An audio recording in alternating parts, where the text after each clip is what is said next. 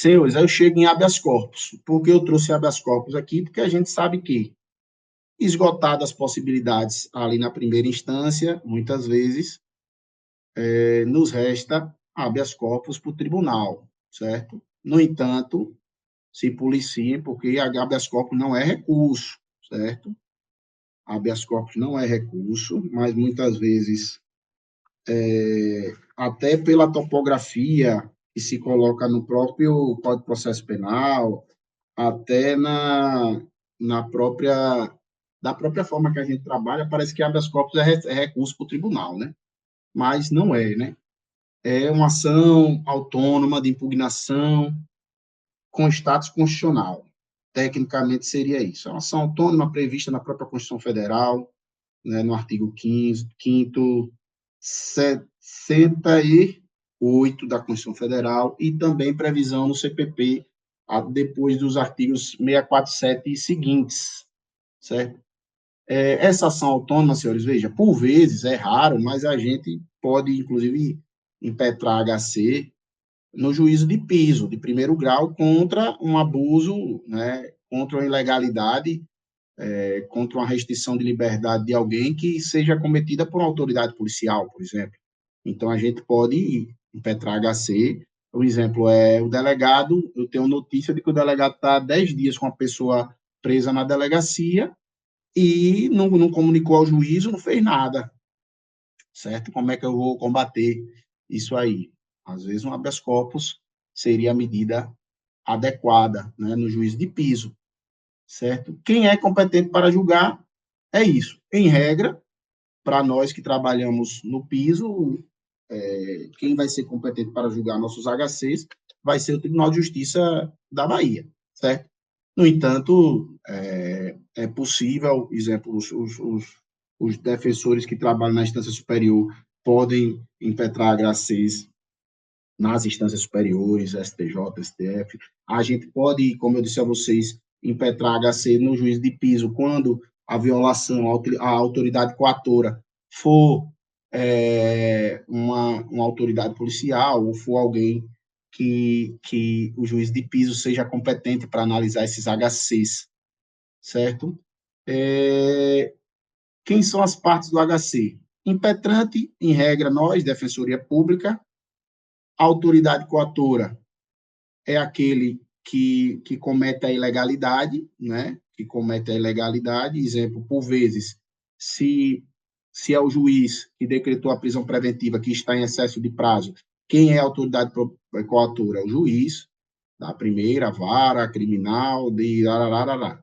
O paciente é aquele que sofre a violação, né? O paciente é aquele que sofre a violação.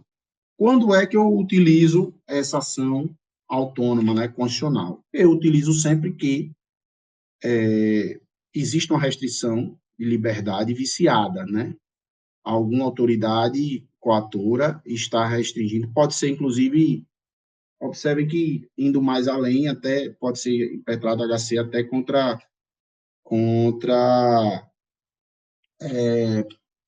instituições privadas, contra as pessoas privadas, no sentido de que, exemplo, alguém interna compulsoriamente alguém sem autorização desta, pode ser que seja impetrado HC. E aí, quem seria a autoridade julgadora? O juiz de piso, certo? Mas isso não é a regra, vamos tentar também simplificar para a gente não ir muito além. Quando utilizar o HC, sempre que existe uma restrição de liberdade que é ilegal, né? Que é ilegal. E existe, isso eu estou falando numa das hipóteses de HC, que é o HC liberatório. Existe o HC preventivo, e existe HC, exemplo, para trancar a ação penal, né? Ou trancar o processo para quem é mais detido, quem é mais processualista, mas o HC que nós estamos falando aqui é o HC que pedimos a liberdade provisória, o juiz decretou a prisão preventiva, não fundamentou, está em excesso de prazo, não adianta pedir revogação da prisão preventiva, por quê? Porque é o mesmo juiz, ele vai manter, eu já sei que ele vai manter aquela decisão, aí eu vou lá, HC, certo? Subo para o tribunal, e digo, tribunal, eu tenho essa ilegalidade aqui patente, preciso que você analise. que eu quero que os senhores entendam em relação ao HC, senhores, HC tem que ser uma peça muito simplória. Em que sentido? Ataquem o ponto, sejam muito objetivos em relação àquele ponto, certo? A ilegalidade que vocês estão sustentando, sejam firmes em relação a ela. Inclusive, tem quem defenda que cada ilegalidade que você acha, que você impetre vários HCs com aquelas ilegalidades. Tem quem defenda isso. Mais de um HC com cada ilegalidade. Mas você pode também reunir diversas ilegalidades no HC, isso não teria problema. Mas o que eu quero que os senhores entendam é o seguinte, tem que ser objetivo, até porque quando a gente sobe um HC é algo muito patente, é uma violação grave. Então, essa violação grave, em duas laudas, você consegue demonstrar, certo? E me preocupar, né, com o pedido liminar, porque esse pedido liminar, ele, nos casos do HC liberatório, ele repete praticamente o mérito, né? Então, ele pode ser deferido desde logo, que resolveria a situação do meu assistido. Então, ser muito objetivo, ser muito simplório, isso não quer dizer que não seja uma boa atuação defensorial, certo? Então, esse é um ponto que eu queria ressaltar com os senhores. É possível dilação probatória? Não, eu não posso construir provas em HC, né?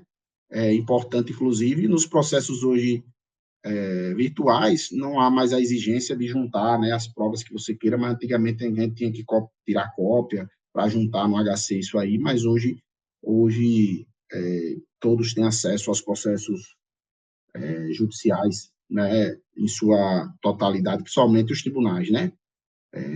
Seria abusivo exigir a juntada dessas provas. As hipóteses mais comuns de utilização, senhores, do HC, a gente fica sempre excesso de prazo, né, da prisão preventiva, não pagamento de fiança, isso aí é uma coisa muito que a gente tem atuado muito em HC liberatório nesse sentido. Então, fiquem muito atentos a essa questão de excesso de prazo da prisão preventiva e não pagamento de fiança, certo?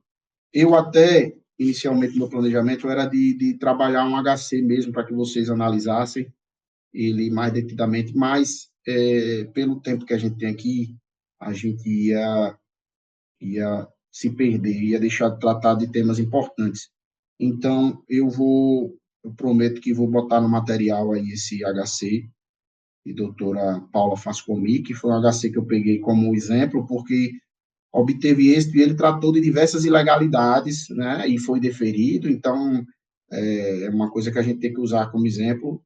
Eu ia passar ele para os senhores, mas mando junto com um material dos slides.